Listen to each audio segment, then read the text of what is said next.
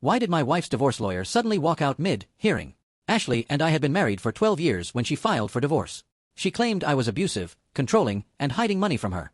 None of it was true, but her lawyer, Ryan, was really good at making me look like a monster in court. Every hearing was the same routine. Ashley would sit there crying while Ryan painted me as this terrible husband who emotionally tortured her for years.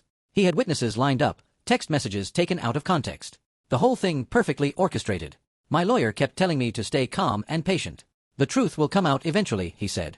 But honestly, I was starting to worry. Ashley was really convincing when she cried, and Ryan knew exactly how to present her case to make me look guilty. The final hearing was supposed to decide everything. Custody of our 2 kids, the house, spousal support, everything we'd built together. I was terrified I'd lose it all because of her lies. Ashley took the stand first. She talked about how I controlled all the money, never let her see friends, screamed at her every night. Ryan was nodding along, making notes, building his case against me. Then it was my turn to testify. My lawyer started asking about our finances. When did I open our joint checking account? What about the savings account? Did I ever prevent Ashley from accessing our money? I answered honestly about everything. We opened all accounts together. Ashley had her own debit cards, her own access to everything. She actually handled most of the monthly bills and grocery shopping. That's when Ryan asked to see our complete bank statements. He wanted to show the judge how I controlled everything financially. My lawyer handed over 3 full years of detailed records. Ryan started flipping through them confidently, probably looking for evidence of financial abuse. But then he stopped reading. His face went completely white like he'd seen a ghost. He stared at one page for like 30 seconds. Then he flipped to another month, then another. His hands were actually shaking as he read. "Your Honor," Ryan said, standing up very slowly. "I need to request a brief recess to review these documents."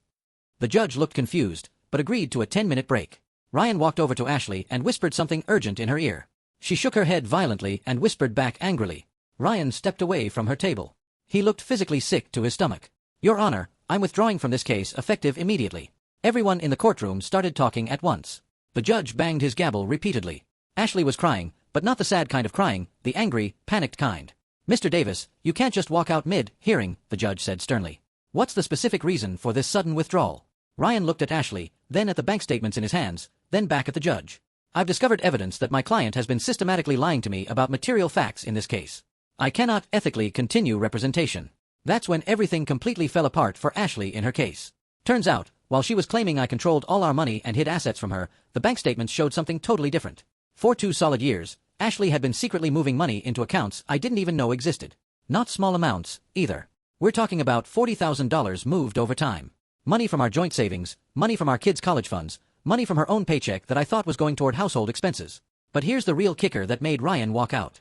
She'd been using that stolen money to pay Ryan's law firm. The same money she claimed I was hiding from her, she was actually hiding from me to pay for this divorce. Ryan had just realized his entire legal fee was being paid with stolen marital assets. Money that was supposed to be split equally between us. Money that came from accounts she swore under oath she couldn't access. The judge immediately ordered a complete financial investigation.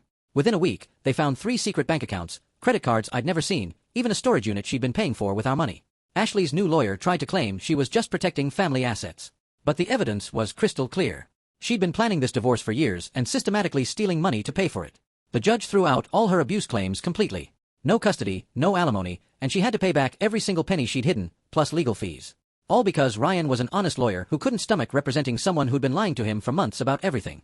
Ashley moved back in with her parents last month.